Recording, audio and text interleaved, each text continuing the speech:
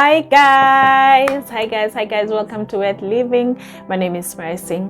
Today it's a quick one. I just want us to touch on the topic of rejection.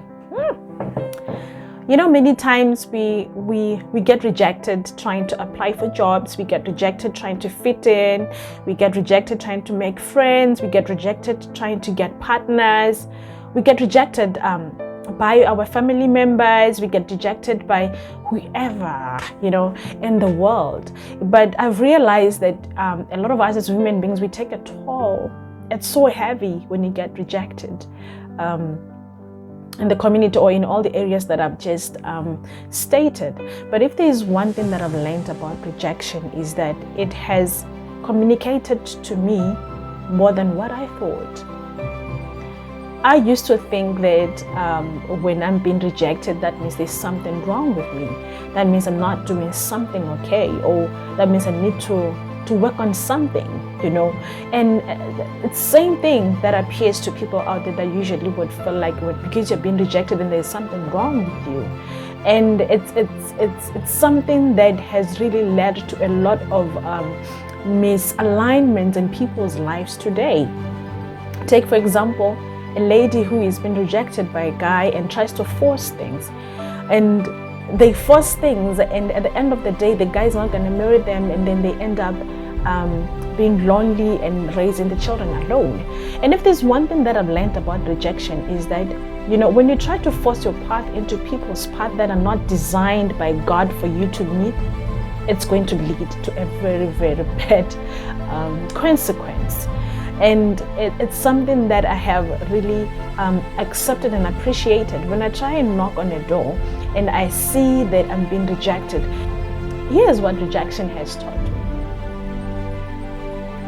Rejection has taught me that should I try to force my path into people's path that have rejected me, that which God had not designed for me to meet, I'm heading towards a life that's got no God. Because when you start gauging your life according to people that you have considered to be important, or you're considering to be your role models and where you want to be, that's where the problem comes in. Because we start defining our worth by how people look at us. We start defining our value by how people see us. And in most instances, you will find out that you are able to execute whatever that you are probably applying for. You are able to do whatever that the people that you're trying to fit in with, that they are able to do, you're also able to do. And you ask yourself, but why am I being rejected? Sometimes you're being rejected because you're a threat. Rejection is not actually talking to you, rejected, but it's actually a projection of whoever that's rejecting you, maybe their fears or their insecurities. You want to join them and they probably feel like she's going to be a threat. When you're having friends and you work together, in groups, and you realize that there's always that one girl, or there's always that particular girl in the group or particular guy in the group who is always considered to be handsome or considered to be pretty. And then here you are, you're trying to join in and fit in into this group, and they look at you and you say, I am beautiful, I got all this swag, and they don't want you. You know why? Because you're a threat.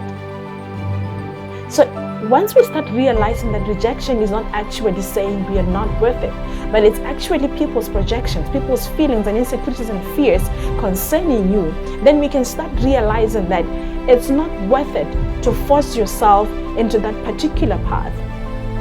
Okay, let's take, for example, you're trying to fit in with, let's say, the so-called, gals that's got swag, right? And then you got your own confidence. You are confident, you are, you're self-aware of yourself, you know who you are, and then you start joining this crew of people that rejected you. You force things because you wanna be relevant, And then what's gonna happen is that because you were a threat, you forced things into their path.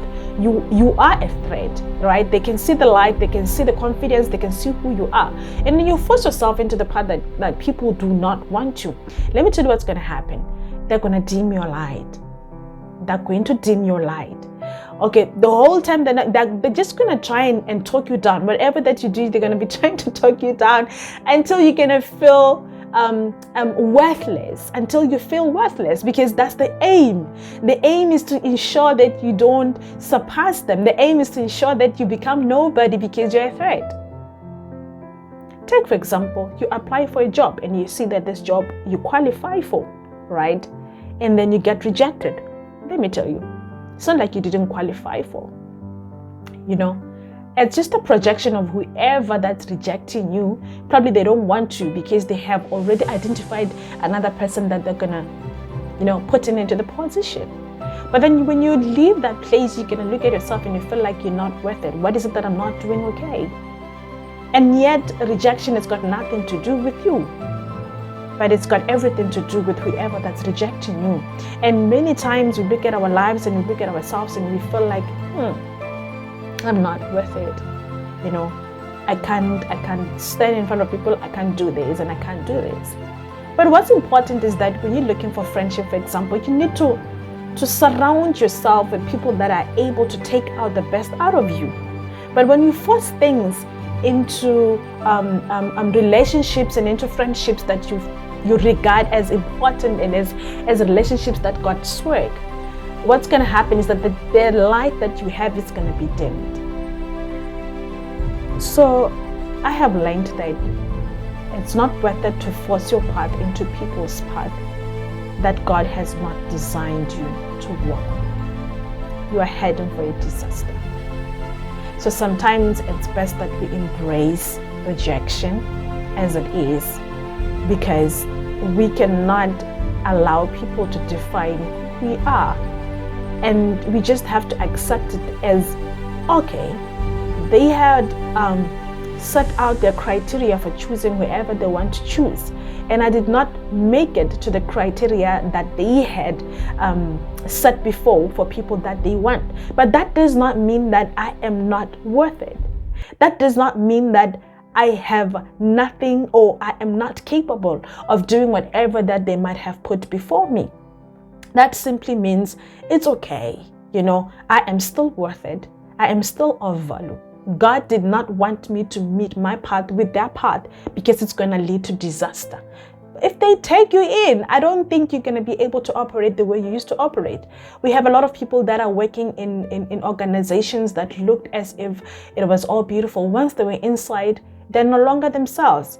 The atmosphere and the environment is no longer cultivating for their growth, but rather they are now living in misery. They're now living in sorrow. They're now living in doubt and self-doubt. They're no longer confident the way they used to be, simply because they forced things into that path.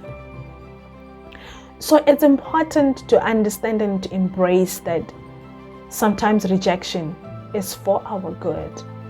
The Bible says all things work together for good to them that love the Lord. Sometimes you're just gonna ruin things for the people that you're forcing to be with. And sometimes you're just gonna ruin your own future. And today we see a lot of distorted families, a lot of distorted partners, a lot of marriages that doesn't work because people forced things because they were afraid of being rejected. Okay, I know that I've just been touching on trying to fit in friends and trying to force things into a relationship where you end up having a child and ending up raising a child alone, or whereby you force yourself into marriage and then your husband end up leaving you in the house or not giving you the right love that you're supposed to be getting. And also touching on the fact that you're trying to look for a job and then you get rejected. Let's talk about when you're now getting married and your in-laws reject you, because that happens as well. And it's not like there is any problem with you. For example, you get married to a breadwinner, and the fact that the breadwinner has just been home, giving all the nieces and the nephews money and taking care of everybody at home, and now here you are, you come. So when they reject you, it's not like there is something wrong with you. The problem now is they have a problem that somebody has come into their seat where they used to talk and they were heard, but now this time they're going to talk and your husband is going to have to discuss things with you. So they're scared. So they're projecting their fears that you might not accommodate, or you might come and change the way things were. Sometimes you get rejected as a daughter-in-law simply because people had power. You come with a different light, you come with a different authority and a different presence, and people become threatened. Who is this? And it's quite normal that when you join a new family and they know that things are going to change, and change is uncomfortable. So most of the time you will look at yourself and you feel like, but other people are getting married and their in-laws have no issues and what's going on and what's happening, but you know what? Change is uncomfortable. There isn't anything wrong with you. Embrace the rejection, but do not allow it to make you to feel worthless. Embrace it. Sometimes it's just a matter of time, because it is as uncomfortable for you as much as it is for them. Sometimes you join a family and you don't like them. You don't like them because they do things differently from where you're coming from. Right, and then you reject them. So I have also learned that way, that rejection has got nothing to do with me, unless in situations where it is me projecting towards a particular person or you projecting towards a particular person.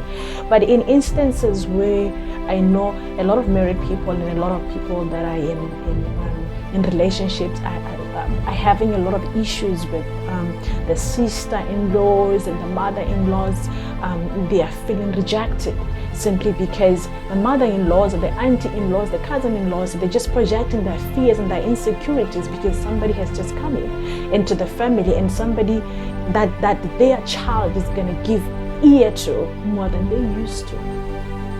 So it's not always about you. Rejection can go a long way. And if you are feeling rejected at this very moment, sit down, introspect, and look at yourself and say, but then what's in it for me?